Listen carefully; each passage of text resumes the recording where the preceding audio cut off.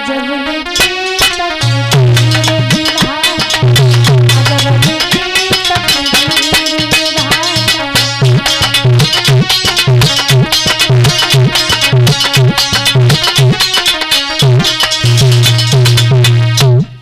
महाराज रोकर के आज कालू मेहतर के पास आए तो कालू मेहतर ने देखा हरिचंद महाराज के हाथ में ना तो घड़ा पाया तो जल तो होगा कहाँ। कालू मेहतर ने कहा कि ए हरिया, क्यों रे हरिया? मैंने तुझे ये घड़ा दिया था जल भरने के लिए, लेकिन कहाँ है? घड़ा फूट गया। क्या? हाँ। घड़ा फूट गया? हाँ। क्या तुझे खाने को नहीं मिलता, पीने को नहीं मिलता? अरे तेरे शरीर में ताकत क्यों नहीं है? महाराज, हाँ। दुकानदार से पूछ करके आओ, मैं कै दिन भोजन लेकर के आया हूँ। दुकानदार से पूछ के आऊं? हाँ। क्या दुकान वाले ने तुझे भोजन दिया नहीं? दिया था, पर मेरी किस्मत में भोजन नहीं है महाराज, इसलिए मैंने भोजन लेना छोड़ दिया। जैसे ही इतना कहा है महाराज ने दुकान वाले को पूछा, उसने कहा कि वो 3 दिन भोजन लेके गया, फिर मेरे यहाँ नहीं आया। कालू मेहतर समझ गया कि बारे हरिया, तुझे मेरे पैसे से दिया हुआ भी भोजन पसंद नहीं है, तो जा, मैं तुझे और ज्यादा नहीं सताऊंगा। महाराज हरिचंद को पानी के काबिल नहीं रखा, काले वस्त्र दे दिए पहनने को, हाथ में एक लाठी को दे दिया, सर से मुड़ाछा बांधा और महाराज हरिचंद को मरघट का पहरा लगाने को बोल दिया। उसी दर से महाराज हरिचंद मरघट का पहरा लगाने लगे, मरघट के बासी हो गए। और ये 20 रुपए एकांत बौद्ध की तरफ से भगवान की कथा में दान किए हैं, तो प्रभु से कामना है मनोकामना पूर्ण रहे। आज श्री सुखदेव जी महाराज समझा रहे हैं कि हे राजन परीक्षित, इधर महाराज तो मरघट का पहरा लगाने लगे हैं, लेकिन इधर जो रानी तारा रसोई का काम करती है। एक दिन अपने लाला से कहने लगी, बेटा ब्राह्मणी मैया को समय बहुत हो रहा है, जरा तू फूल तोड़ने के लिए चला जा, और कहीं ऐसा ना हो कि तू खेल में लग जाए। खेल में मत लगना, फूल लाने के बाद खेल करना। रोहित ने हाथ में छवरिया को लिया और छवरिया लेकर के फूल तोड़ने के लिए बाग में जा पहुंचा।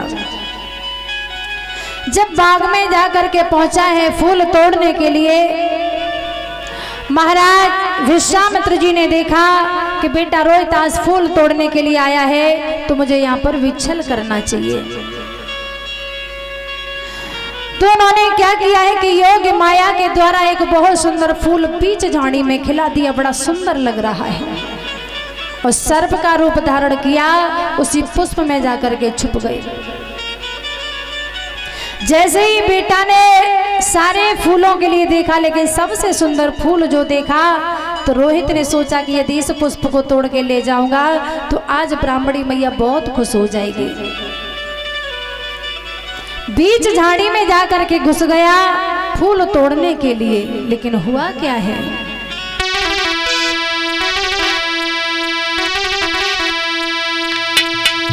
अरे लागत बैसाख और लला जब फूल न कर दायो,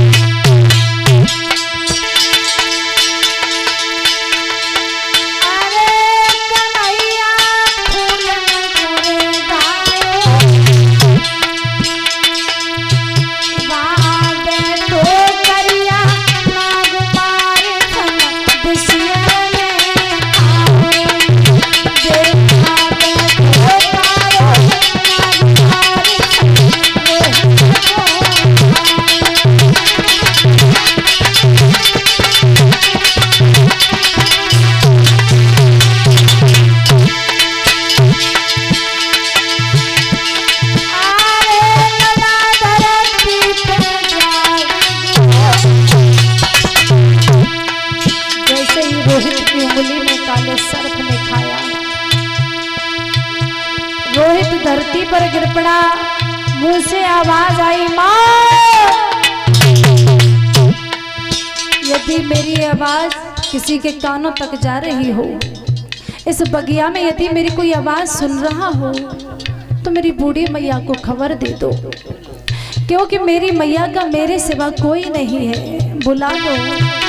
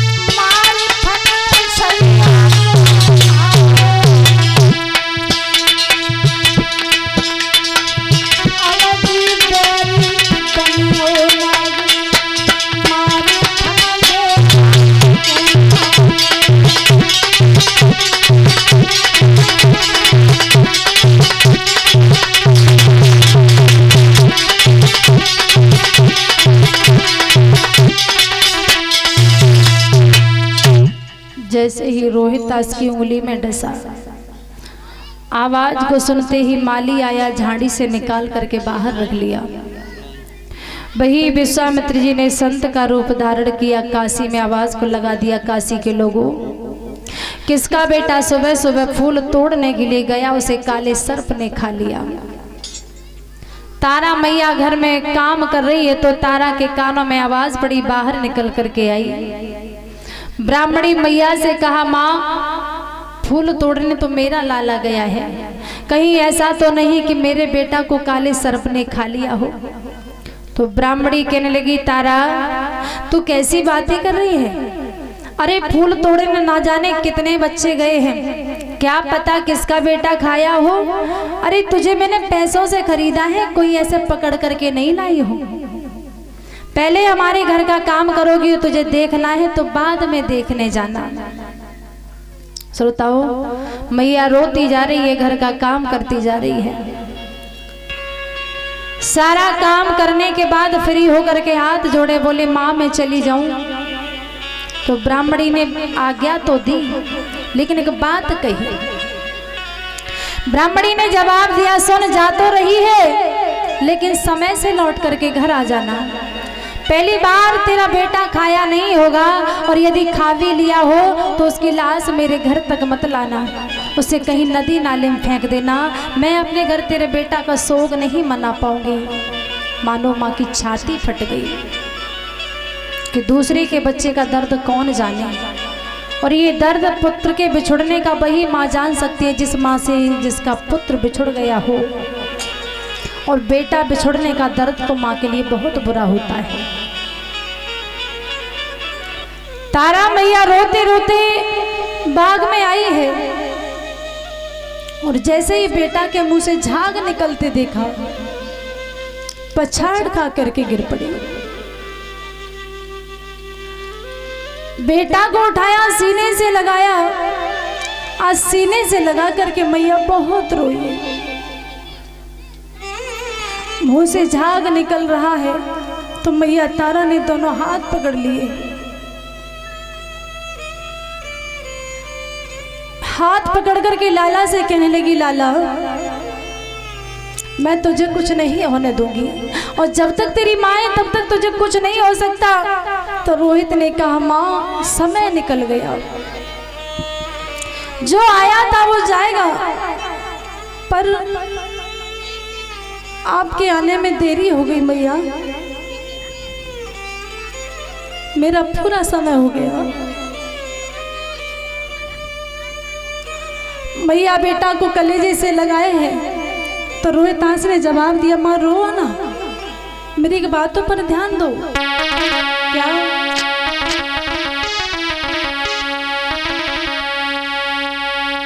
किलीनो जन्म सो मरतु है, यो दिल में धीरज दीजिए, एक बार पुचकार की मुझे प्यार मैया कीजिए। माँ दुख सुख की जो कछ कह रही, हाय मैया मोसे कह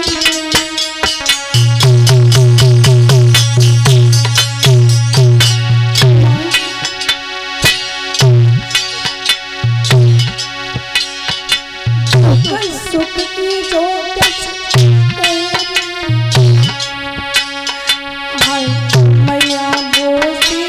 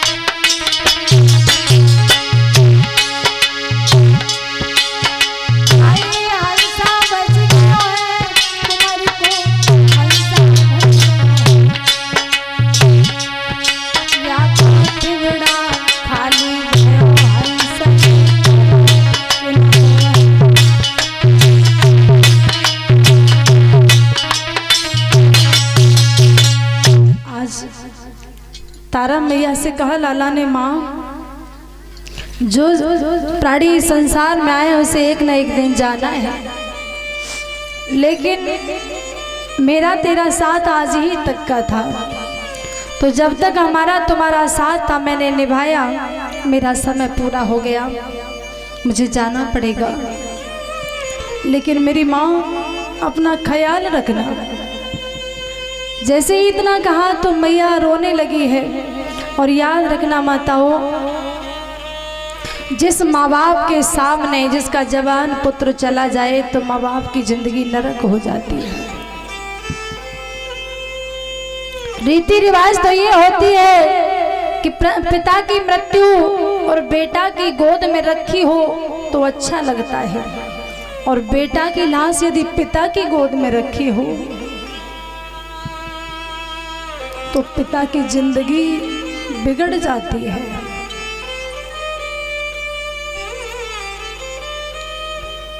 तारा मैया की गोद में पुत्र की लाश रखी हुई है। आज लाश को रख करके मैया बहुत रो रही है।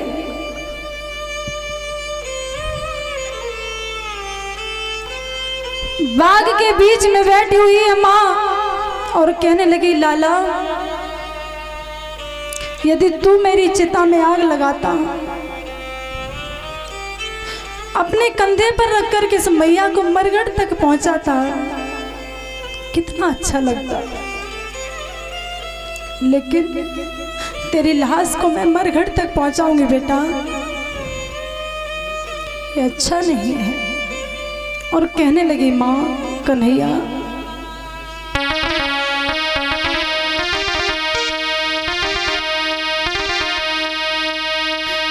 मेरी दुई मुट्ठी और बनाए जाते ओ कन्हैया।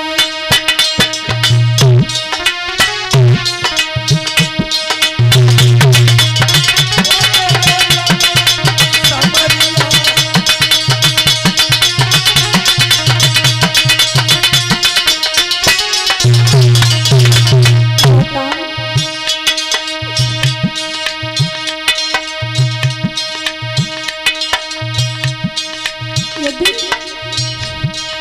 मेरी दो मुट्ठी राग बना देता तो मैं साथ छोड़ दिया काना।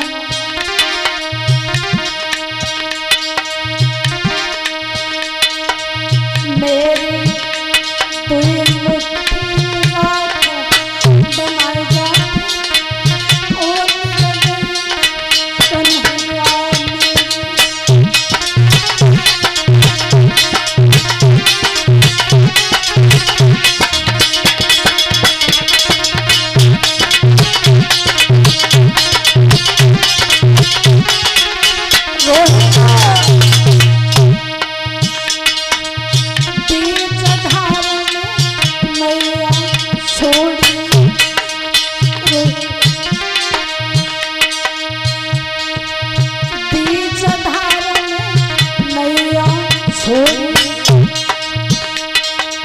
बेटा तूने कमरिया तोड़ी,